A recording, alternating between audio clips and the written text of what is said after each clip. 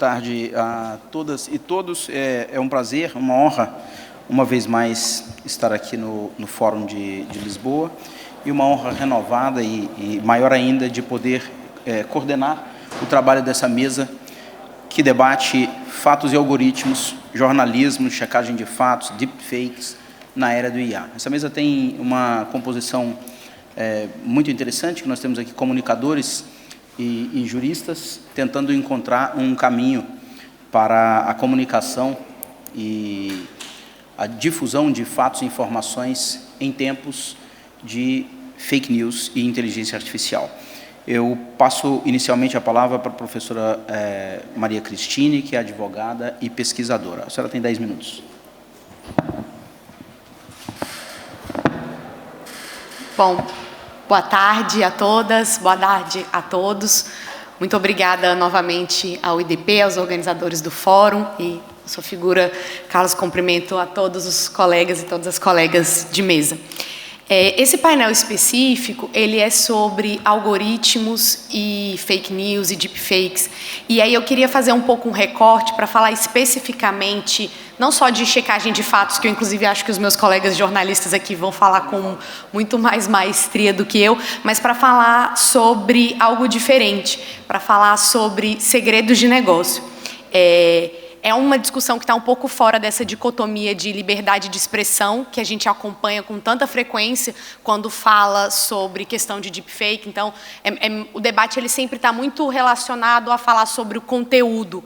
E aí a minha proposta é a gente hoje falar um pouco sobre a estrutura, e não só sobre o conteúdo ou sobre quem posta o conteúdo, mas sobre o veículo onde esse conteúdo é postado e a forma como ele é postado. Então, meu objetivo é falar um pouquinho com vocês sobre segredos de negócio. Segredo de negócio é basicamente uma categoria jurídica que permite que os agentes econômicos façam uma gestão do fluxo das suas informações sensíveis, das informações que eles consideram relevantes para o desenvolvimento das suas atividades, do seu mercado. É uma espécie, de tutela da propriedade intelectual, no Brasil está na nossa LPI, mas tem algumas diferenças significativas, inclusive quanto ao instituto em si. Então, por exemplo, segredos de negócio, eles são pautados na proteção do sigilo da informação. Quando você tem uma propriedade intelectual e você precisa registrar ela no INPI, a primeira premissa é a transparência, você tem que abrir para a autoridade exatamente o que é o conteúdo. Uma segunda diferença é quando a gente pensa, por exemplo, em patente ou no registro de propriedade intelectual, a gente está falando de tutelas jurídicas que mudam muito a depender do país. Cada local tem as suas burocracias, as suas circunstâncias, e aqui no Brasil não é diferente. Segredo de negócio é uma categoria muito mais ampla, muito mais fácil de ser compartilhada entre vários outros países, e, na minha visão, por um motivo muito simples, porque pouquíssima gente sabe definir exatamente o que é segredo de negócio, qual que é a extensão do segredo de negócio. Então, a gente tem essas diferenças um pouco significativas sobre essas duas categorias jurídicas. E no mercado de dados pessoais, o que a gente começou a ver é que os segredos de negócio estão sendo utilizados cada vez mais como o principal instituto de proteção das informações dos agentes desse mercado. Então, quem explora dados, quem desenvolve inteligência artificial, está muito preocupado em enquadrar tudo que ele puder como segredo de negócio. Dados pessoais, bases de dados, os algoritmos, os métodos e os critérios que são utilizados para a tomada de decisões automatizadas.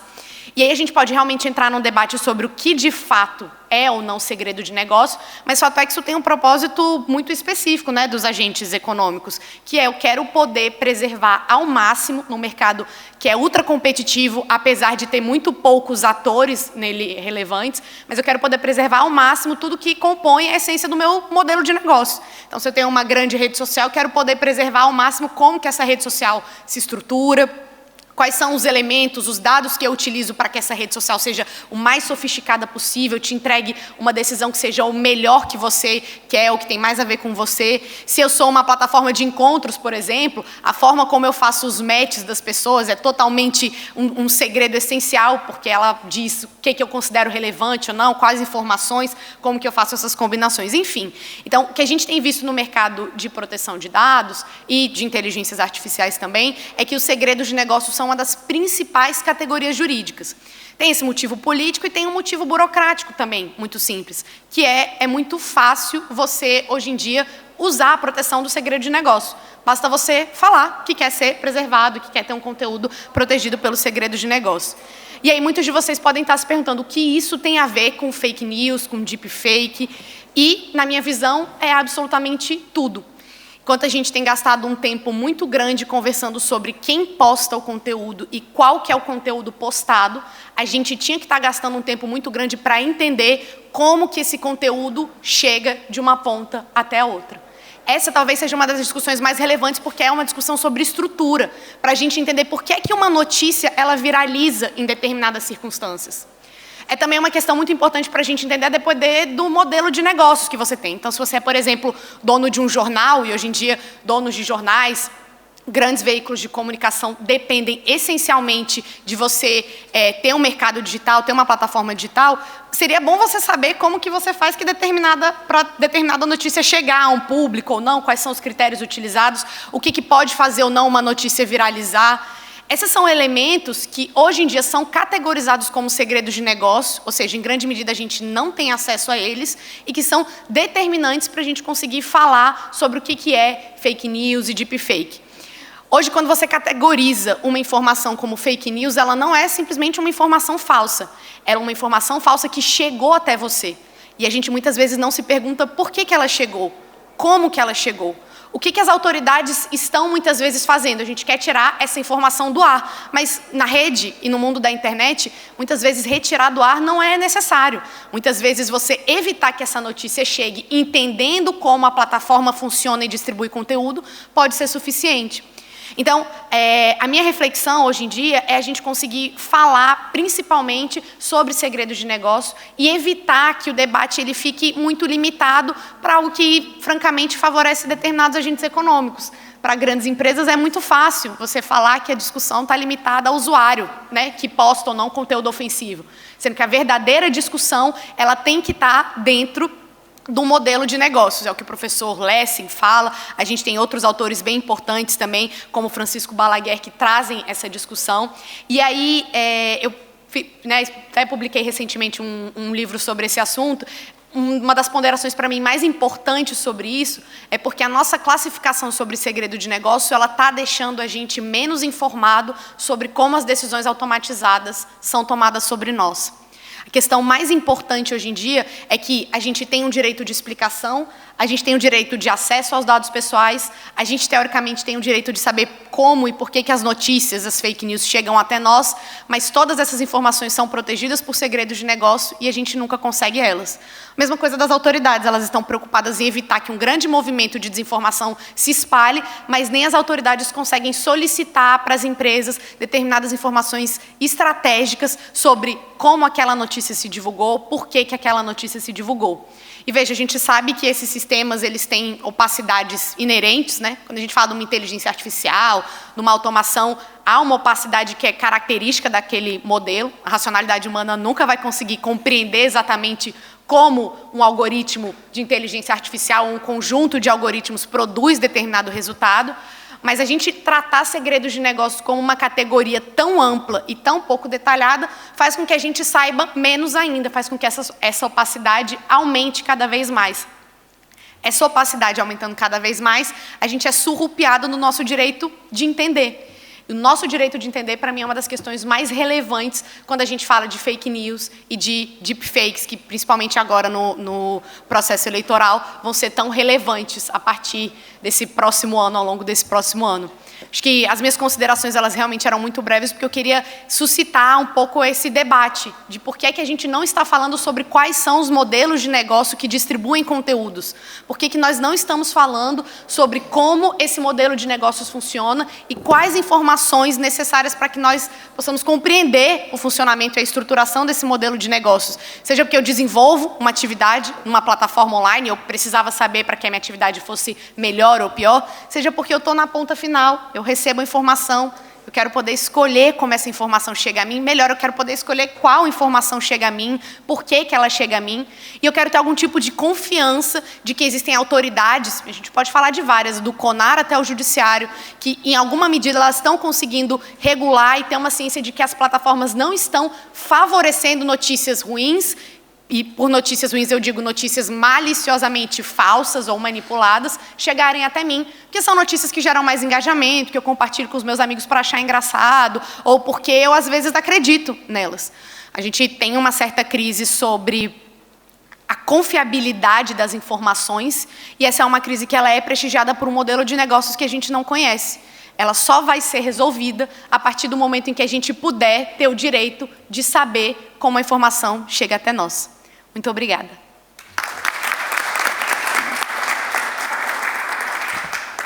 Muito obrigado, professora Maria Cristina, que traz uma abordagem interessantíssima, que muda um pouco o eixo, né, da preocupação, tira um pouco o eixo da matéria, do conteúdo, e traz o eixo para a logística da informação, que talvez possa ser um caminho para nós resolvermos as crises de comunicação. Por falar em comunicação, eu passo a palavra agora a um grande comunicador, conhecido de todos nós, Guilherme Amado, para suas considerações. Boa tarde. Obrigado pelas palavras, obrigado ao Fórum de Lisboa pelo convite, obrigado aos meus colegas aqui por estarem dividindo. Primeiro eu anotei aqui, porque eu não conhecia esse termo, adorei, segredo de negócio. Não é a mesma coisa que segredo comercial, não. São categorias que têm o mesmo nome, são análogas. Ah, tá. Eu poderia abrir mão totalmente do que eu vou falar para te encher de perguntas, mas depois a gente conversa. Mas eu acho que você tocou num ponto muito interessante que tem a ver com uma das opções que eu tinha... Eu vou ter que te dar as costas um pouquinho, desculpa. Dos caminhos que eu tinha pensado aqui para a fala, porque o tema é muito amplo, né? Que é da gente pensar sobre os agentes econômicos que estão por trás da desinformação, né? E, ao mesmo tempo, como que a inteligência artificial barateou essa produção.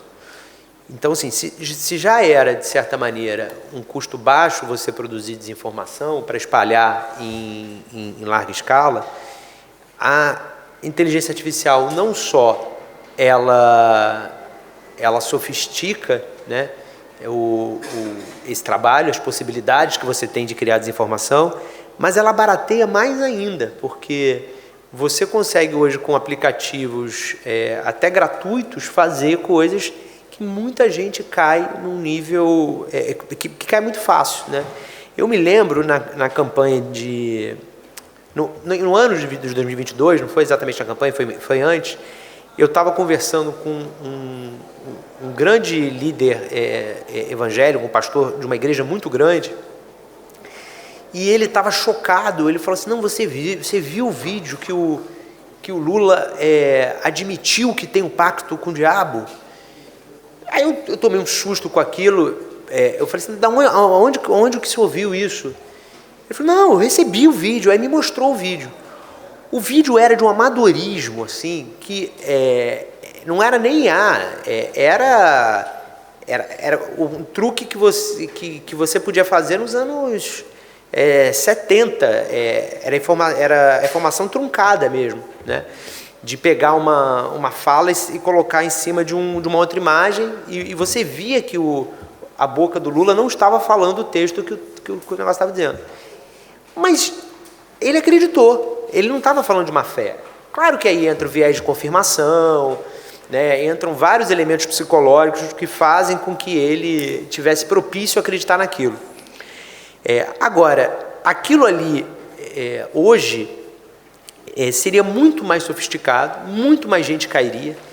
E quem são as pessoas que estão por trás, os agentes econômicos que estão por trás dessa distribuição, né? E eu acho que nós, como sociedade, esse uma das lacunas do grande leque de possibilidades para enfrentamento da desinformação, que eu acho que está completamente descoberto. Então, agora, haverá uma tentativa de regulação por meio dessa decisão do Supremo, que há críticas pertinentes e há defesas pertinentes, mas o fato é que vai se testar um novo modelo, que não é só sobre desinformação, mas também sobre desinformação. Há esforços vários de educação midiática na sociedade, Agora, quem investiga hoje, quem se preocupa com quem financia as estruturas de desinformação? Eu não conheço hoje quem esteja fazendo esse trabalho. Me parece que a gente tem dificuldade mesmo de fazer isso, né? Se vocês pegam, se a gente vê esses inquéritos do golpe, o próprio inquérito das fake news, todos eles, das milícias digitais, eles estão há anos rodando e eles não chegam a quem são os financiadores de desinformação. Eu trago esse ponto para somar, professora, já que você foi a primeira e deu essa contribuição trazendo um aspecto, né, da infraestrutura, para somar a isso. Esse é uma contribuição. A segunda contribuição que eu queria fazer eu tenho clareza que no ano que vem é realmente o primeiro ano que a gente vai ter um uso massivo, no primeiro ano eleitoral que a gente vai ter, um ano eleitoral brasileiro, que a gente vai ter um uso massivo de desinformação gerada por inteligência artificial. Não tivemos em 2024.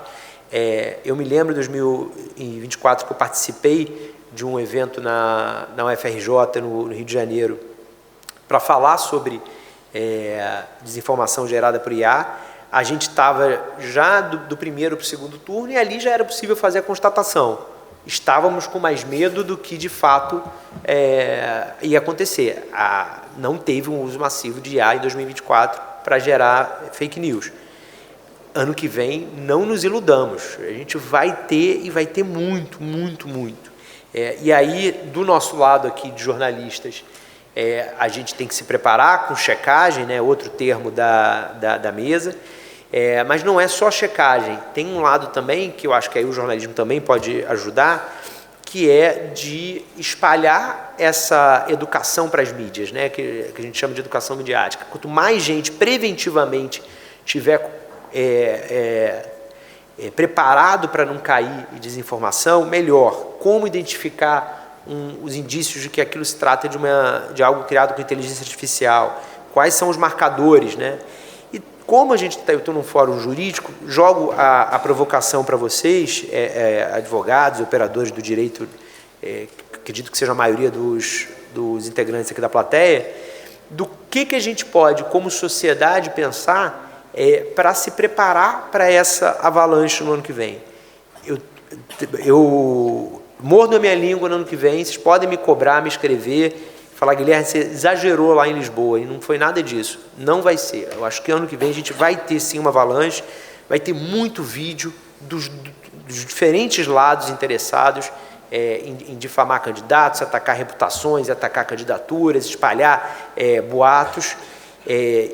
Juridicamente, eu acho que a gente tem que ter algum tipo de preparo, porque são eleições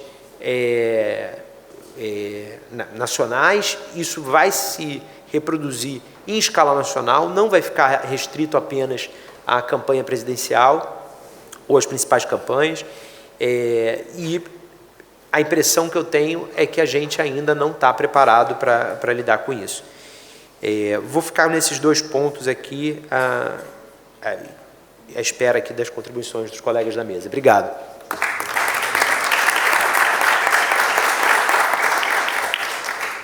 Guilherme, sabe que em novembro do ano passado, eu estive em uma comitiva que foi fazer uma pesquisa, uma visita na Universidade de Stanford, preocupado com inteligência artificial na atividade jurídica, propriamente dita. E em uma das reuniões com o professor Hennessy e um outro professor que desenvolvia o Gemini, que é um brasileiro, inclusive, ele disse que a grande preocupação das empresas, das grandes empresas que modelam IA, era que eles tinham um dado muito certo que até o final de 2025 não seria possível dizer mais se um vídeo foi produzido por IA ou se um vídeo é verdadeiro.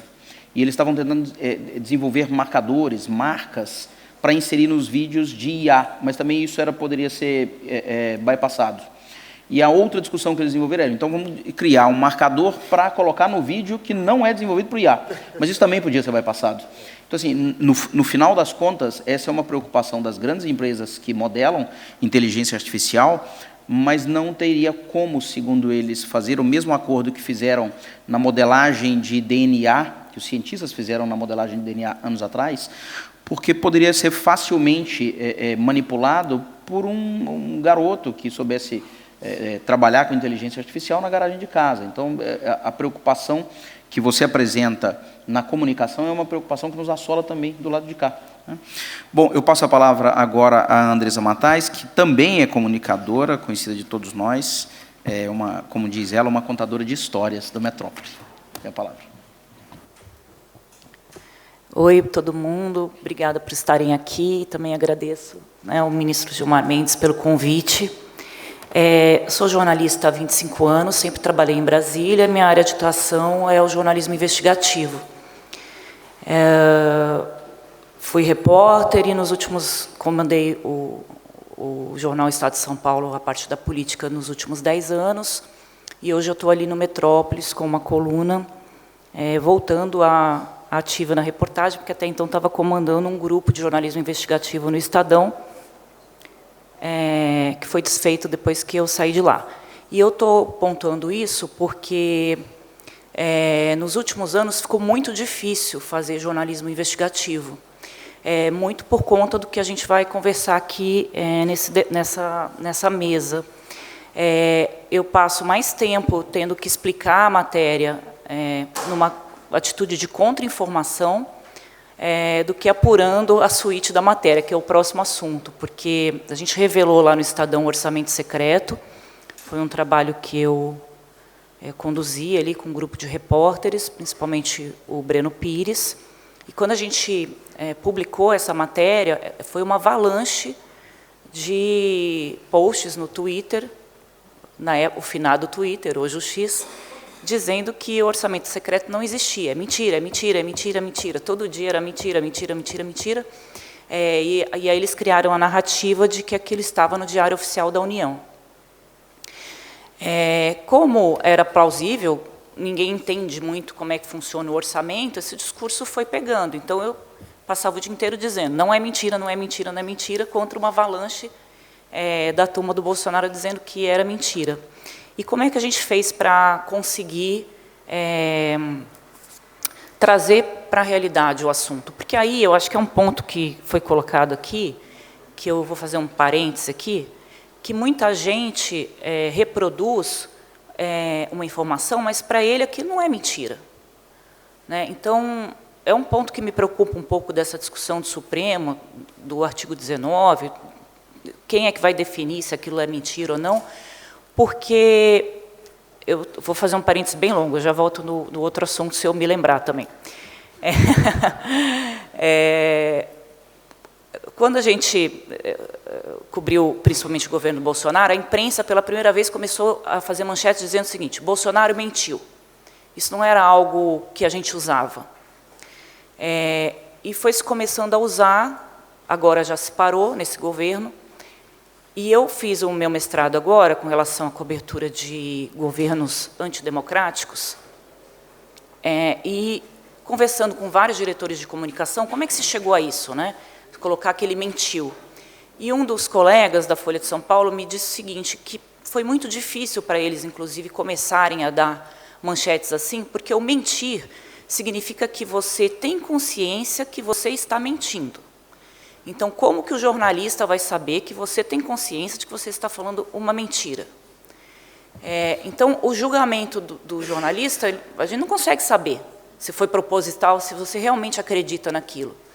Então, isso também dificultou muito o nosso trabalho e, segundo o pessoal da Folha, um dos que eu entrevistei, eles deliberaram que só a cúpula do jornal iria definir quando eles iriam usar o mentiu, porque você precisaria deliberadamente não, comprovadamente saber que a pessoa falou aquilo, sabendo que ela estava falando uma mentira.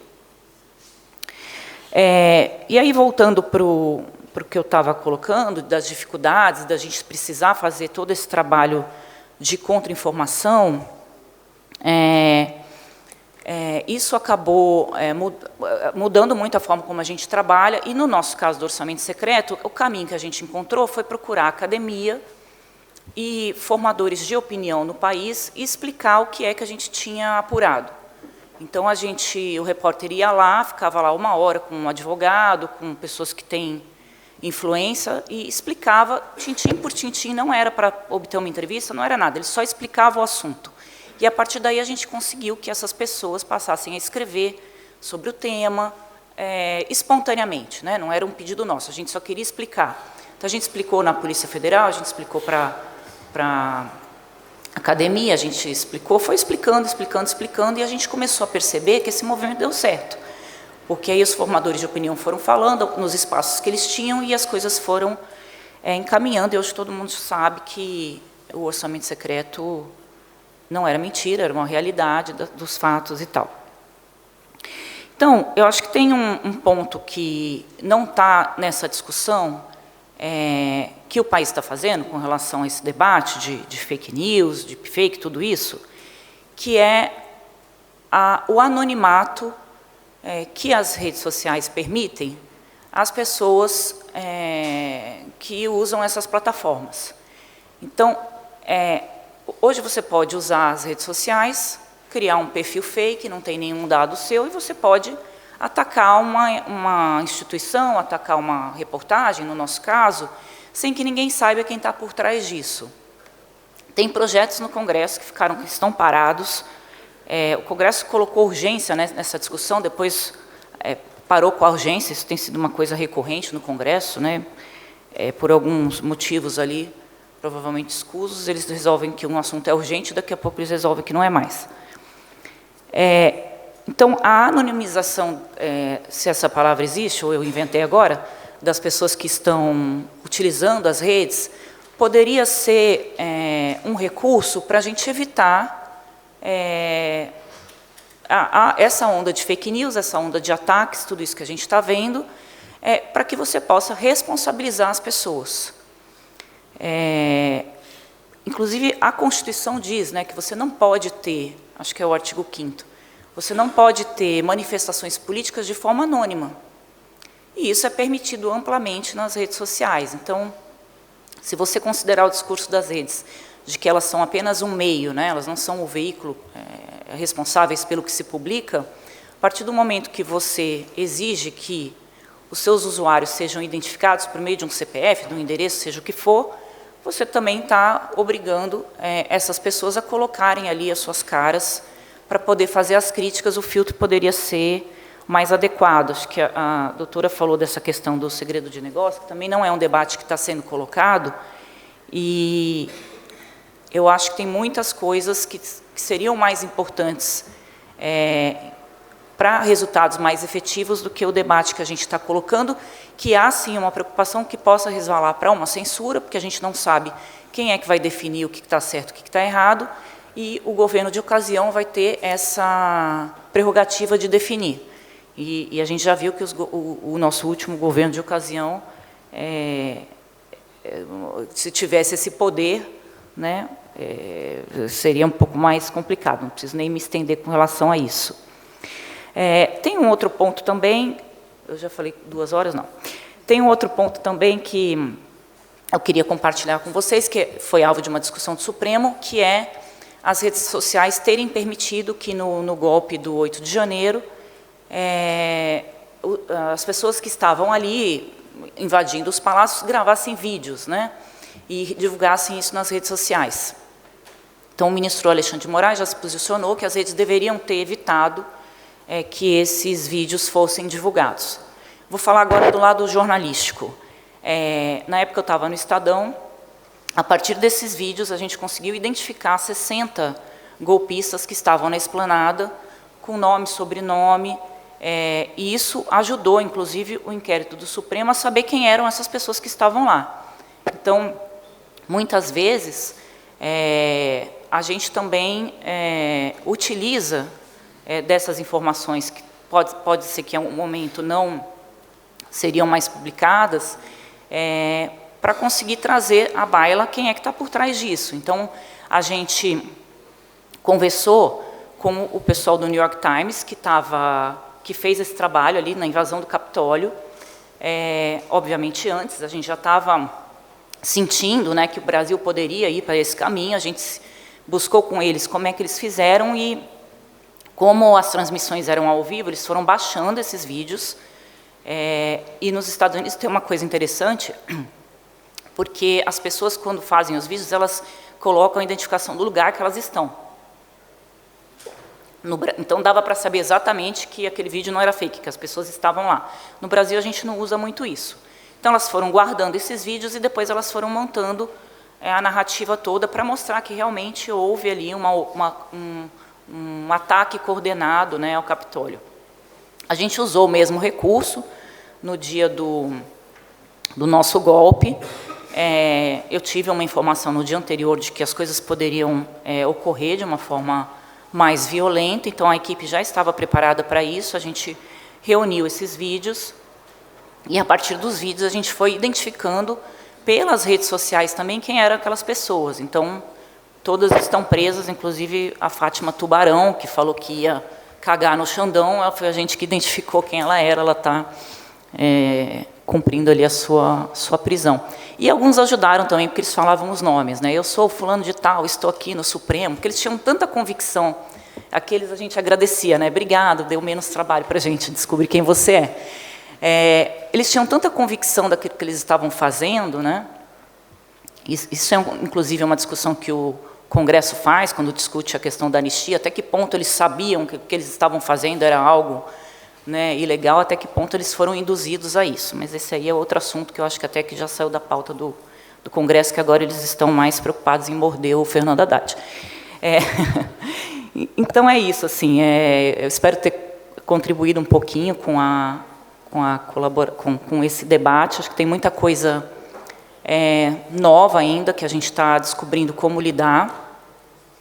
Então, mesas como essa nos ajudam também a dividir com os colegas e com o público como encontrar esses caminhos para que a gente possa, ao final, fazer o que é o nosso trabalho, que é publicar o que é de interesse do leitor, né? A imprensa é muito ciosa disso. Nosso compromisso é com o leitor, não é com o governo A, com o governo B, e doa quem doer, a gente vai estar sempre publicando o que for verdade.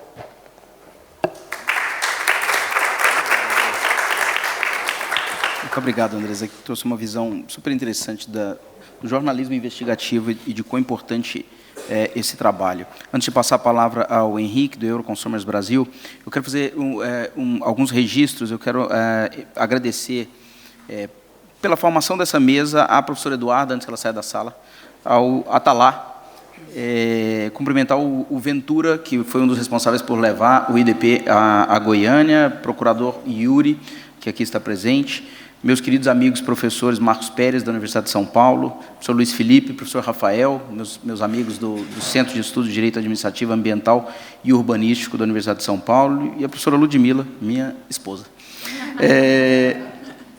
Eu passo a palavra, então, ao Henrique, da Euroconsumers Brasil.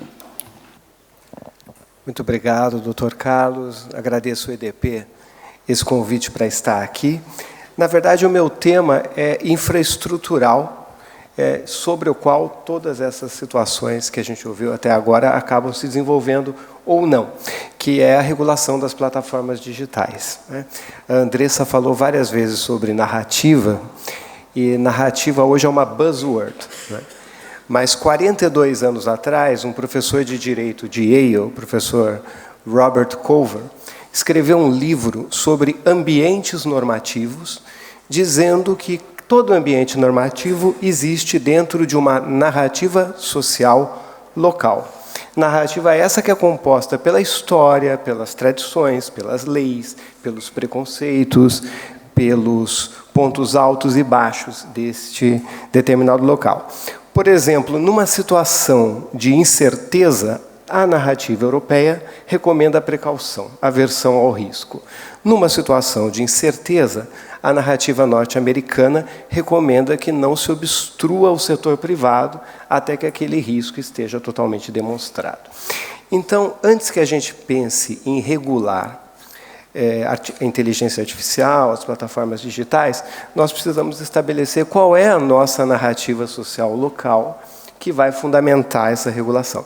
E se nós não tivermos uma, não tem problema, nós vamos promover o debate para chegar até ela. É o que a Euroconsumers tem tentado fazer. Nós somos uma organização europeia que atua no Brasil há 25 anos e já entendemos que as narrativas são distintas, a europeia e a brasileira. E assim a gente vem participando de consultas públicas do Ministério da Fazenda, tomada de subsídios, consulta pública do CAD, procurando apontar o que seriam modelos interessantes de regulação para o Brasil, do ponto de vista do usuário, ponto de vista do consumidor. Obviamente, a regulação brasileira é, na sua maioria, orientada pela regulação europeia, desde os tempos das caravelas até a Lei Geral de Proteção de Dados e além. E agora não tem sido diferente. Quando se pensa em regular a plataforma digital ou inteligência artificial, é no modelo europeu que se vai buscar isso. Só que esse modelo europeu trabalha com um consumidor de renda média alta, com grande seguridade social, que paga pelo trade-off protetivo, ou seja, ele não se importa que o produto ou serviço fique mais caro, para que ele esteja protegido, que não gosta de compartilhar os seus dados, que não gosta de compartilhar as suas experiências, nem que seja com a Amazon para ele receber indicações de livros semelhantes àquele que ele eventualmente gostou. A gente pode aplicar esse mesmo mindset ao Brasil? Além disso, existe a complexidade regulatória europeia. Se a gente olha o AI Act, a Lei de Inteligência Artificial, a gente vai ver uma lei com 113 artigos, 180 recitals, que são esclarecimentos não mandatórios para que os artigos possam ser implementados. Um desses recitals tem 130 páginas, mais 13 anexos e 24 normativas de implementação. A própria União Europeia reconhece que exagerou no AI Act e que isso possa levar a um red tape. No ano passado, 2 ex-ministros importantes, Mário Draghi e o Enrico Letta, publicaram um relatório sobre a competitividade europeia, apontando que a complexidade legislativa atrasa o desenvolvimento da própria União Europeia. E aí a gente chega no Brasil, que é um país de renda média, onde os consumidores necessitam de versões free de produtos e serviços. Não só os consumidores, mas os pequenos desenvolvedores também. E nós não temos, em relação ao Brasil, o mesmo apetite das empresas inovadoras de pagar um alto preço para estar nesse mercado, como elas pagam, sem sombra de dúvida, para estar no mercado europeu. Bom, preocupados com essa coisa toda, nós promovemos em São Paulo, na semana passada, um curso de altos estudos de 3 dias com juristas brasileiros e europeus. Entre os europeus esteve o professor Gabriele Mazzini, autor do pré-projeto do AI Act. E chegamos a algumas conclusões, e eu trouxe só um pequeno highlight. Essas conclusões vão ser resumidas no white paper, que vai ser colocado como uma contribuição para o debate público. Nossa primeira conclusão é que ouvir que o mercado digital brasileiro é uma terra sem lei, é uma terra de ninguém, e tem que ser ouvido com muita parcimônia, com muita precaução. Um país que tem uma Constituição Federal, na qual, na ordem econômica, direito do consumidor e livre concorrência são os 2 lados de uma moeda, artigo 170, que tem um Código de Defesa do Consumidor de vanguarda, mesmo com 35 anos de idade, que tem o Marco Civil da Internet, a Lei das Telecomunicações, a Lei Geral de Proteção de Dados, a Lei do Sistema Brasileiro de Concorrência, tudo isso, do meu ponto de vista e da maioria dos juristas que estiveram no debate, consegue coibir mais de 90% dos abusos. Abuso de posição dominante, abuso da ordem econômica e etc. Então, quais são as perguntas? Aonde é preciso regulação ex ante? Aonde é preciso, existe. Se existe, é aplicado, é bem aplicado, e aonde realmente é necessário. Por exemplo, numa audiência recente no CAD, comparando ecossistemas digitais, o nosso papel foi diferir muito bem a atuação de uma empresa como o Google de uma atuação de uma empresa como a Apple. No primeiro caso, pode haver abuso de posição dominante? Pode. Os instrumentos antitrust são suficientes para coibir? São. No caso Apple, é um abuso que não é possível corrigir com a aplicação do sistema brasileiro de concorrência. Aí sim seria necessário regulação ex ante. Então, o legislador brasileiro, antes de se fazer essas perguntas, começou a trabalhar em cima do modelo europeu. Então, o PL 2768 tenta ter um DMA brasileiro, trazer para o Brasil o conceito de gatekeeper, que é o detentor do controle do acesso essencial. Só que ele faz um controle no Brasil, pela lei, simplesmente quantitativo, pelo faturamento. Não é isso que é um gatekeeper. Então, é um diploma que não tem muita chance de prosseguir. Em inteligência artificial, o PL 2338 aprovado no Senado e agora na Câmara. Ele é mais complexo do que a lei europeia, se é que é possível pensar nisso, né? Ele estende a outros casos protetivos que ele entende que se aplicam ao Brasil. Bom, se a própria União Europeia acha que o seu modelo já é too much e que isso vai impedir a competitividade e prejudicar a União Europeia e os seus consumidores, no Brasil mais ainda.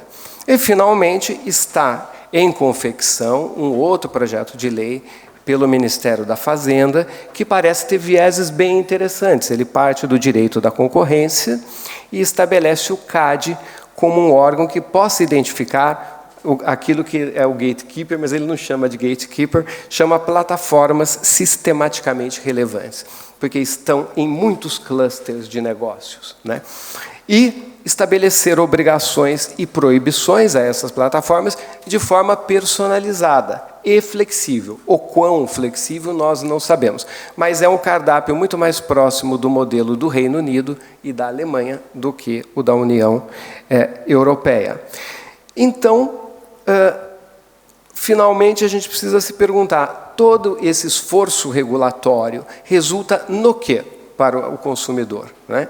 Além da desejada proteção, essa proteção será eficaz? Haverá diminuição de inovação, diminuição de investimentos, aumento de preços, perda de acesso, né? Aumento de discricionariedade, né? Então, o mundo não está caminhando, do nosso ponto de vista, para o modelo de Bruxelas. Haja vista a nova lei do Japão e as leis estaduais nos Estados Unidos. E nós temos esse sentimento, apesar de sermos Euroconsumers, mas Euroconsumers Brasil, de que ou nós tropicalizamos a regulação aonde ela seja necessária, e tem pontos nos quais ela não é necessária, ela já é suficiente, ou nós vamos ter um modelo ineficaz e disfuncional. Obrigado, doutor Carlos. Obrigado, Henrique. Excelentes reflexões sobre a regulação. Antes de passar a palavra à professora Gabriele, eu gostaria de fazer 2 outros registros, cumprimentar o professor Ingo, que está aqui conosco na plateia, e cumprimentar o Leonardo, que é o responsável por um canal que divulga e analisa decisões do Supremo Tribunal Federal, o STF em Foco. Professora Gabriele, a senhora tem a palavra. Boa tarde a todos. Eu gostaria de dizer que é um privilégio, uma honra poder debater esse tema, um tema que, de fato, ocupa a pauta central hoje, exatamente porque vários organismos internacionais já consideram que nós estamos diante de um problema que se tornou, de fato, pandêmico, né? E que gera uma erosão muito grande em relação a processos democráticos, gera uma erosão muito grande em relação à cidadania, e, por isso mesmo, merece toda a nossa atenção. Eu cumprimento a todos os colegas da mesa na pessoa do Dr. Carlos Vinícius e a todos os que estão aqui na assistência. E para tratar um pouco sobre esse tema, eu fiz um breve recorte, um recorte no qual eu colocarei as lentes nos processos eleitorais, uma vez que nós estamos diante de uma realidade que ela é inegável, que é o fato de que Já em Buenos Aires, recentemente, nós tivemos um movimento no qual as deepfakes foram usadas de maneira avassaladora e também temos notícia, né? E um processo que chega cada vez mais a nós, que é o caso da Romênia. Então, por isso e pelo fato de que no Brasil nós já vivemos a antessala do inferno, que é exatamente o ano que antecede o período eleitoral, eu pretendo tratar esse tema em 3 grandes eixos e, ao final, assim como Arquimedes, vou colocar algumas perguntas para ver se a gente, como jurista, como cidadão, mas principalmente, né, nessa figura nova, né, que é o ser em transição, que é isso que nós estamos vivendo agora, nós podemos chacoalhar o mundo, né? Então, são 3 grandes eixos. O primeiro, o impacto da inteligência artificial sobre a democracia e os processos eleitorais. O segundo eixo, os possíveis caminhos regulatórios, sobrepesando segurança e inovação. Terceiro eixo, ferramentas tecnológicas que existem ou podem existir para aumentar a confiabilidade, a segurança, uma vez diminuindo e mitigando riscos. E, ao fim, como eu disse, indagações arquimedianas. Nós temos um panorama que é um panorama muito interessante no Brasil, que é exatamente o fato de que nós temos uma população hiperconectada, né? Nós temos também a possibilidade já de antever um processo de polarização que vai cada vez mais criando ou explorando as vulnerabilidades da população.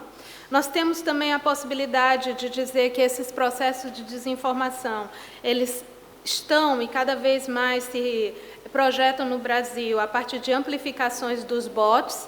Então, de fato, nós não podemos discutir um tema como esse sem tratar de dados sintéticos. Essa é uma das perguntas arquimedianas que eu gostaria de trazer. Portanto, aquilo que nós podemos falar que o governo tem tentado trazer como pauta, mas que infelizmente não tem alcançado grande êxito, é exatamente trazer para a mesa, não é? O que seria e como assegurar a integridade da informação pública em processos informacionais e em arquiteturas informacionais extremamente mutáveis e a partir de uma concentração de poder jamais vista, sem precedentes. Então, isso traz, como a gente disse, uma espécie de erosão que tem sido considerado um dos elementos essenciais ou fundamentais no que toca à existência da democracia. Né? Como eu disse, nós temos no Brasil um elemento adicional que diz respeito não só à hiperconectividade, mas também à precarização da leitura, o declínio da confiança e da fidúcia nos meios tradicionais da imprensa e também nas instituições. E também nós temos aí no Brasil um desses elementos muito complicados, até de difícil compreensão, que é o número excessivo de influencers. Isso também precisa trazer, talvez, algum ponto de reflexão nesse cenário. Então, nós podemos dizer, eu me felicito pela palavra do colega que me antecedeu, porque esse é um dos argumentos que na academia eu venho trazendo de maneira recorrente, a existência de um quadro robusto, legislativo e constitucional, que merece uma atenção, uma lupa para fazer uma certa harmonização, uma interpretação que seja adequada. E, portanto, eu adicionaria o marco regulatório da inovação, que muitas vezes é deixado ao largo e que, de fato, ele entra na Constituição nos artigos 218, 219 e 219-A, que é exatamente a via pela qual nós temos como dizer que há no Brasil um direito fundamental à inovação. Né? Então, essa percepção ela também pode ser trazida aí exatamente com, com um ponto, né, de apoio para essa discussão. Bom, eu gostaria primeiro de sugerir, já que o tempo é exíguo, a leitura dessa obra, que é uma obra que saiu recente em português, chama-se Poder e Progresso. O autor usa essa obra muitas vezes para mostrar os perigos da falta da regulação, mas também mostra, por outro lado, os equívocos que uma regulação que seja mera réplica ou inadequada também podem trazer. uma outra sugestão, que é exatamente essa sugestão que diz respeito à manipulação das capacidades cognitivas, vem a partir do livro A Novidade das Trevas, Tecnologia e o Fim do Futuro. E por que eu assim o faço? Essa é uma indicação que mostra que, no atual contexto, a manipulação das nossas capacidades cognitivas, ela, de fato, chega a limites os quais nós estamos colocando em risco a nossa capacidade de reconhecimento e também a nossa capacidade de manutenção de conquistas civilizatórias. O DSA, que é esse marco relevante na União Europeia, ele tem se mostrado como um exemplo promissor de regulação. Por que eu trago ele? Porque no Brasil, após a retirada da pauta do PL 2630, o Supremo Tribunal Federal recentemente assumiu um papel que não é necessariamente de vanguarda, porque uma vez provocado, nós juristas sabemos que ele tem o dever constitucional de jurisdição, né, de prestar jurisdição. E aí ele traz essa decisão que, entre outros pontos, nós podemos considerar aqui, por exemplo, apenas alguns, no sentido de que, ao considerar parcialmente inconstitucional o artigo 19, muitas vezes nós não ficamos muito claros de que ali, a partir dessa decisão, algumas perguntas precisam ainda serem colocadas. Talvez elas venham ser respondidas em sede de embargos declaratórios, mas também algumas delas talvez vão servir para outros eventos e também para a discussão, que é aquilo que se espera no Parlamento brasileiro. O fato é que se exige hoje das plataformas um padrão proativo, e esse padrão proativo também diz respeito àquilo que, a partir do que se tem, uma vez que o acordo ainda não foi publicado, é a ideia de que a notificação extrajudicial para a remoção de conteúdos passa a adquirir uma essencialidade. Como isso vai funcionar na prática, ainda gera muitas dúvidas que, de fato, acabam ou podem vir a afetar direitos fundamentais. Passando para a terceira parte, e já indo para o final, nós podemos dizer que, a despeito do que os colegas já colocaram, existem também alguns mecanismos que já podem ser utilizados na detecção de fake news. Por exemplo, é possível dizer, olhando, mesmo ainda de maneira um pouco superficial, que os investimentos que são feitos no Brasil, ou seja, no sul global, não são equiparáveis aos mesmos investimentos que as plataformas, aqui me refiro às grandes plataformas, em relação ao norte global. E isso pode sim ser alvo de uma investigação e também isso deve ser alvo de uma cobrança em termos de responsabilidade. Por quê? Porque aqui nós temos a possibilidade, por exemplo, de uso de marcas d'água, nós podemos usar, por exemplo, um olhar mais atento para entender o sistema de algoritmos de recomendação e de impulsionamento de conteúdos, nós podemos, por exemplo, entender, de fato, qual é a possibilidade de rastreamento das máfias digitais e também do uso de bots em relação à produção de conteúdos. É claro que todos nós parecemos estar pacificados em relação à educação digital e letramento midiático, mas, ao mesmo tempo, não parece muito claro qual seria o tipo de letramento, uma vez que nós estamos diante de uma das sociedades mais diversas e a desigualdade não pode, de forma alguma, ser colocada ao lado quando o tema é Brasil. E, por fim, eu deixo as perguntas arquimedianas. Perguntas que partem da decisão, por exemplo, a partir de quando essa decisão passa a valer? Quais seriam os atores, as plataformas afetadas? Seriam apenas as grandes plataformas? Qual seria a autoridade responsável pelo monitoramento? Quais seriam as obrigações da plataforma em relação aos trabalhadores, aqueles que se ocupam do microtrabalho? Será que é possível dizer que no Brasil nuances e contextos são tão óbvios que não seria necessário lançar mão de um controle humano? Tudo isso poderia ser delegado à inteligência artificial? O que configura e como seria a forma dessa notificação extrajudicial? Ou seja, como é que se afere, de fato, o que são os riscos e falhas sistêmicas? E, por último, no que se refere aos conteúdos sintéticos, como é que se pode enfrentar essa situação?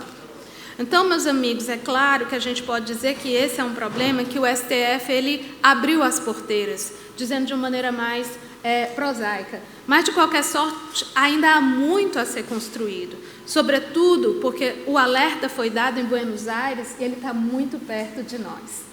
Um alerta que, como a própria doutora Andressa colocou à mesa, é um alerta que deve ser muito presente em todas as discussões, sobretudo em anos que são pré-eleitorais. Para concluir, a gente pode dizer que a governança das plataformas digitais, ela é essencial, tema que não foi tratado de maneira profunda, até porque não se tratava da melhor forma de tratar, não é?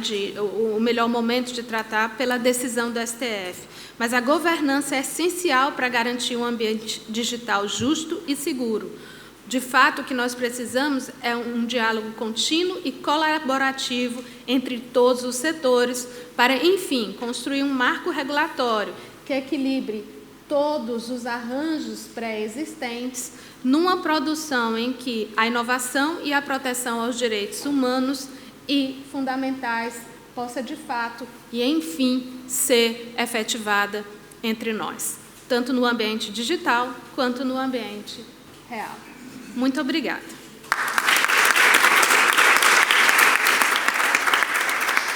Muito obrigado, professora Gabriele, por suas reflexões e pelos questionamentos provocativos que deixa. Passo, por fim, a palavra ao professor Anderson para os seus apontamentos.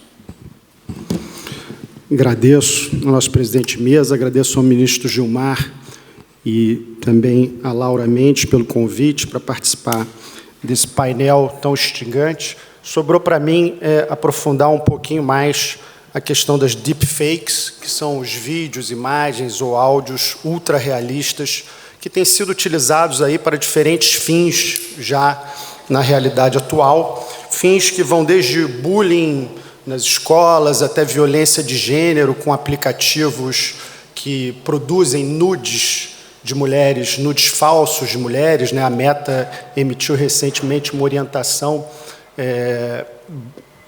reprovando, rejeitando os aplicativos que produzem o nudify, né?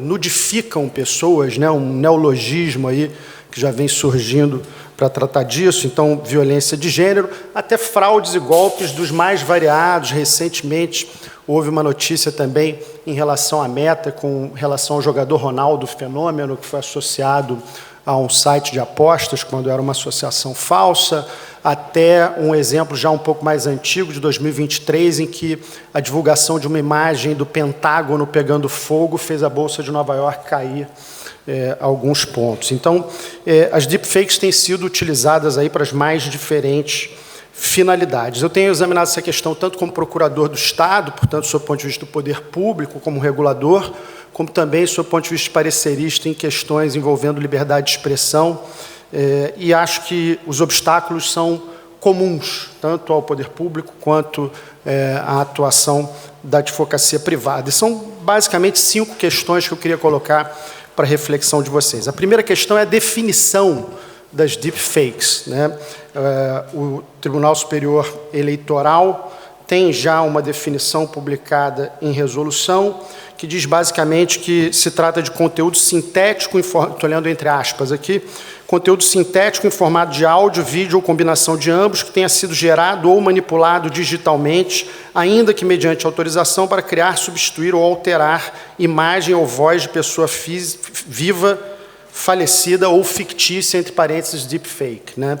Então, a primeira questão interessante em relação à definição é a gente definir ou a gente discutir se a intenção maliciosa é ou não um requisito da deepfake, né? Essa é uma questão que juridicamente é importante para nós, porque, a rigor, hoje em dia, quem tira uma foto no seu celular, muitas vezes já altera a realidade daquela imagem, às vezes até involuntariamente, com mecanismos que já acompanham os smartphones, as câmeras. Então, essa alteração da realidade é cotidiana entre nós, mesmo involuntariamente. Então, a discussão sobre se a deepfake deve ser, se algo deve ser qualificado como deepfake apenas se houver uma intenção maliciosa, é um dado importante. Ou, ao contrário, basta desinformação, basta o resultado de gerar uma desinformação, né? Um caso recente agora no Mundial de Clubes, um torcedor utilizou uma ferramenta de inteligência artificial dentro de um estádio que não estava tão cheio para aumentar a torcida do seu time dentro do estádio, né? Uma alteração aparentemente inofensiva, mas que gera uma desinformação que talvez não seja tão grave, mas uma desinformação. Eu sou tricolor e ia dizer que foi a torcida do Botafogo, mas hoje em dia não dá para brincar com o Botafogo, porque o Botafogo está demais, né? Então, são alterações que são inofensivas aparentemente, mas que causam algum grau de desinformação. Então, é disso que a gente está tratando, ou é de alteração da realidade com intenção maliciosa, com intenção de causar danos, né? Um outro ponto, o Henrique mencionou o AI Act da União Europeia, que tem uma definição muito frágil sobre deepfake, né, muito discutida entre os doutrinadores europeus, justamente por conta disso. E outra questão é qual deve ser a consequência da deepfake, né? Eu lembro sempre aqui, há muita gente propondo criminalização da deepfake, regulação da deepfake com criação de um sistema de responsabilidade civil objetiva, né, sanções duras para deepfake, e eu lembro sempre do exemplo da Malásia, que editou uma lei sobre fake news e revogou a lei no ano seguinte, porque a lei começou a ser utilizada contra os jornalistas, né? Então, qualquer erro jornalístico passava a ter alguém que alegava que aquilo ali era fake news e, portanto, que exigia a criminalização, o processo criminal contra os jornalistas. Então, acho que... Eu sou advogado, naturalmente, não sou jornalista, mas acho que a classe jornalística tem que estar especialmente, ao mesmo tempo que está preocupada com a difusão da desinformação, tem que estar preocupada com a criação de mecanismos que, às vezes, criem incentivos para que esses instrumentos sejam utilizados para ameaçar os jornalistas e impedir a divulgação de fatos verdadeiros, né? O terceiro ponto que eu tinha anotado aqui é a questão do input. Há um processo que repercutiu muito recentemente, promovido pelo New York Times contra a OpenAI, pela utilização de artigos do jornal para alimentar ferramentas de inteligência artificial que produzem certos resultados. Então, não só a gente costuma ver a questão da inteligência artificial sobre a perspectiva do resultado, o que ela produz, né? Se ela produz uma informação verdadeira, falsa, nociva ou não, mas há também a questão de como ela está sendo alimentada, do que ela está se valendo para criar aqueles resultados, e isso gera muita discussão em relação à violação de direitos autorais, em relação a reportagens, matérias jornalísticas que pertencem à mídia tradicional, né? Andressa mencionou a questão da necessidade de ficar explicando, né, a notícia, e muitas vezes essas fake news são geradas com base na notícia verdadeira, né? Porque se dá um comando ali de, olha, utilize isso aqui, mas mude o resultado, né? E aquilo vai... então, você tem uma dupla violação a rigor. Um quarto ponto é a questão dos usos legítimos, porque a gente também não deve incorrer na tentação de achar que toda deepfake é ruim, é nociva, né? A gente tem usos válidos de deepfake, por exemplo, dentro do processo penal para reconstrução de cenas de crime, né, através de imagens reproduzidas. A gente tem o uso no direito de sátira por humoristas para fazer piadas, enfim, são usos que, a princípio, são legítimos da deepfake, né? Tem acontecido muito em eventos, você tem apresentação com locutores falsos, né, que são criados por inteligência artificial, então são usos aparentemente legítimos da deepfake, então não incorrer numa condenação geral da deepfake. E o último ponto, para ficar bem dentro do meu tempo, em relação, o Guilherme já colocou isso aqui, a transparência sobre o custeio. Se o problema é desinformação, o que é central é o patrocínio, é o custeio dessas matérias, dessas reportagens que reproduzem informações falsas, e o mesmo vale para deepfake. Enfim, é tudo muito novo, não tenho resposta para as indagações arquimedianas aqui, mas a minha única certeza é que, quando tivermos as respostas, elas vão sair em primeira mão na coluna do Guilherme. Muito obrigado a todos. Muito obrigado, professor Anderson. O painel, por si só, com todos os seus temas e com todas as reflexões trazidas, já seria responsável por um grande congresso, né? Já daria para ampliar em um grande congresso. Então, agradeço uma vez mais todos os painelistas, toda a audiência, e encerramos